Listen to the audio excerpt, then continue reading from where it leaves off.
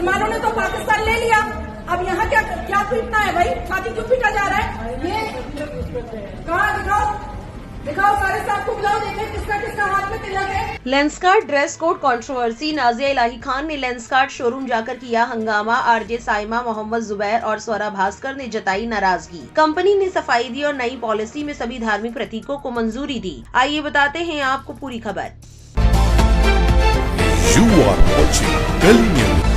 Social media पर viral हो रहे वीडियो के अनुसार नाजिया इलाही खान एक कैमरा टीम के साथ कथित तौर पर अंधेरी इलाके में स्थित एक लेंसकार्ट स्टोर में पहुंची और स्टोर मैनेजर से मिलने की मांग की। बातचीत के दौरान उन्होंने मैनेजर, जिनका नाम मोहसिन खान बताया गया, उनसे कथित तौर पर तिलक और कलावा जैसे हिंदू प्रतीकों पर रोक को लेकर सवाल किए। वीडियो में उन्हें ये कहते सुना जा सकता है, क्या इसलिए तिलक बंद किया गया क्योंकि आप मोहसिन खान है? उन्होंने मैनेजमेंट पर एक धर्म को बढ़ावा देने का आरोप भी लगाया और स्टोर के अंदर नारेबाजी की। स्थिति तब और बढ़ गई जब खान ने हिंदू कर्मचारियों को आगे बुलाया और उनके माथे पर तिलक लगाया। उन्होंने कहा कि अपनी धार्मिक पहचान दिखाने में कोई शर्म नहीं होनी चाहिए। हालांकि कर्मचारी असहज दिखे, लेकिन उन्होंने विरोध नहीं किया। खान ने ये भी आरोप लगाया कि हिंदू परंपराओं को दबाया जा रहा है, जबकि हिजाब जैसे प्रतीकों की अनुमति है। उन्होंने सवाल उठाया कि क्या ऐसी नीतियां शरिया जैसे नियमों की ओर इशारा करती हैं। उन्होंने कर्मचारियों से ये भी कहा, क्या आप अपनी नमाज या रोजा छोड़ते हैं तो फिर दूसरों को समझौता क्यों करना चाहिए? इसके अलावा उन्होंने कंपनी की जाँच की मांग की और केंद्रीय गृह मंत्री अमित शाह समेत कई बड़े अधिकारियों को टैग करते हुए जाँच की अपील की। हालांकि संगठित भेदभाव या किसी चरमपंथी संबंध के समर्थन में कोई सबूत सामने नहीं आया है।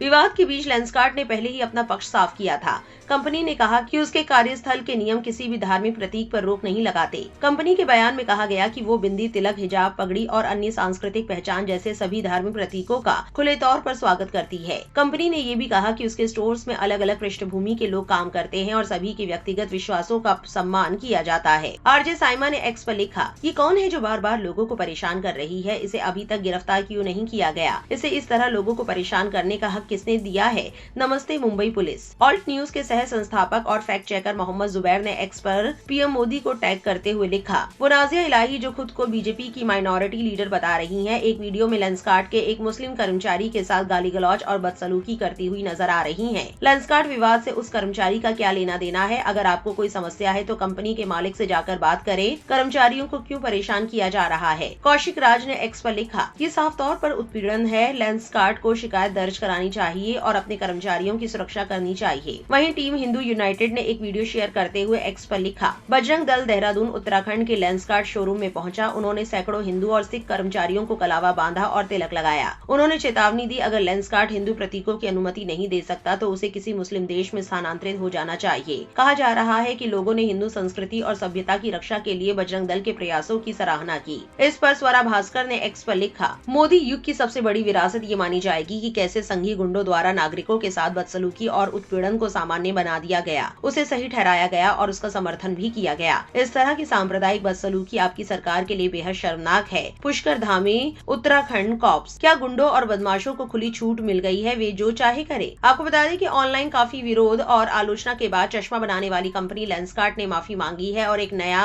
इन स्टोर स्टाइल गाइड जारी किया है, जिसमें कर्मचारियों को काम पर धार्मिक और सांस्कृतिक प्रतीक पहनने की इजाजत दी गई है। कंपनी ने एक्स पर बयान जारी करते हुए कहा कि वो अपनी गाइडलाइंस को अब पब्लिक और साफ तौर पर सामने ला रही है ताकि ग्राहकों और लोगों की चिंताओं को दूर किया जा सके। नई पॉलिसी में साफ साफ कहा गया है कि कर्मचारी अपने धर्म से जुड़े सभी प्रतीक पहन सकते हैं, जैसे बिंदी, तिलक, सिंदूर, कलावा, मंगलसूत्र, कड़ा, हिजाब और पगड़ी। कंपनी ने कहा, अगर हमारी किसी पुरानी बात या नियम से किसी की भावनाओं को ठेस पहुंची या किसी कर्मचारी को लगा कि उसका धर्म यहाँ स्वीकार नहीं है तो हमें इसके लिए बहुत दुख है। ये लेंसकार्ट की पहचान नहीं है और कभी नहीं होगी। ये मामला तब शुरू हुआ जब इस हफ्ते सोशल मीडिया पर एक डॉक्यूमेंट वायरल हुआ जिसे लेंसकार्ट की ग्रूमिंग पॉलिसी बताया गया। लोगों ने कहा कि इसमें बिंदी और तिलक जैसे धार्मिक चिन्ह पहनने पर रोक थी, जिसके बाद काफी गुस्सा और बॉयकॉट की मांग उठी। इस विवाद पर कुछ दिन पहले कंपनी के फाउंडर पीयूष बंसल ने सफाई दी थी कि वायरल डॉक्यूमेंट पुराना है और अब की पॉलिसी को नहीं दिखाता। उन्होंने कहा था, मैं साफ कहना चाहता हूँ कि ये डॉक्यूमेंट हमारी मौजूदा पॉलिसी नहीं है। हमारी पॉलिसी में किसी भी धार्मिक प्रतीक जैसे बिंदी और तिलक पर कोई रोक नहीं है। उन्होंने इस वजह से हुए कंफ्यूजन और चिंता के लिए माफी भी मांगी। अब कंपनी ने अपने नए बयान में फिर जोर देकर कहा कि लेंसकार्ट भारत में बनी कंपनी है, जहां 2400 से ज्यादा स्टोर्स पर काम करने वाले लोग अपने अपने धर्म और परंपराओं के साथ काम करते हैं। कंपनी ने कहा, लेंसकार्ट भारत में बनी है, भारतीयों के लिए बनी है और हम कभी किसी से ये नहीं कहेंगे कि वो अपने धर्म को बाहर छोड़कर आए। कंपनी ने ये भी वादा किया है कि आगे से हर पॉलिसी, ट्रेनिंग मटेरियल और कम्युनिकेशन में यही बराबरी और सभी को साथ लेकर चलने वाली सोच दिखाई देगी। हम और बेहतर करेंगे और आपका भरोसा पैसा जीतते रहेंगे, कंपनी ने कहा। आपको बस ये बता दें कि ये कंट्रोवर्सी तब शुरू हुई जब लेंसकार्ट के एक अंदरूनी ड्रेस कोड दस्तावेज के सोशल मीडिया पर वायरल होने के बाद विवाद शुरू हो गया। इस दस्तावेज में कर्मचारियों के पहनावे को लेकर कई नियम बताए गए थे। इसमें कहा गया था कि बिंदी और कलावा जैसे धार्मिक प्रतीक पहनना मना है। सिंदूर लगाने पर भी सीमा रखी गई थी कि वो बहुत कम हो और माथे पर ज्यादा ना दिखे। लेकिन दूसरी तरफ हिजाब को कुछ शर्तों के साथ पहनने की अनुमति दी गई थी, जैसे कि उसका रंग काला हो और वो कंपनी का लोगो ना ढके। वहीं बुर्का पहनने की अनुमति नहीं दी गई थी। इन्हीं अलग अलग नियमों की वजह से लोगों में नाराजगी फैल गई और सोशल मीडिया पर कंपनी पर भेदभाव करने के आरोप लगाए जाने लगे। इस खबर को लेकर आपकी क्या राय है, कमेंट सेक्शन में जरूर लिखें और ऐसी और वायरल खबरों के लिए हमारे चैनल को सब्सक्राइब करना ना भूलें।